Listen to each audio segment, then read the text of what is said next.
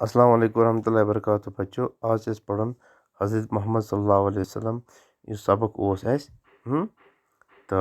तमें क्या करें तमें कर सवाल गोडनिक सवाल सैनिस टेठिस नबी सल्लल्लाहु अलैहि वसल्लमस क्या ओस पूर नाव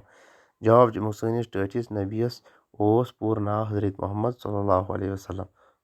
वसल्लम गि कित पे पूर लेखुन मक्का कत मक्का अरब मुल्कस मज कत अरब मुल्कस मज कुरान शरीफ किमस पे सपो नाजिल हज़रत मोहम्मद सल्लल्लाहु अलैहि वसल्लम पे कोर हज करने गसान अरब हज करने गसान यानी मक्का शरीफ पे ब्या सवाल पढ़ो तो लिखो कायनात यह लेखुन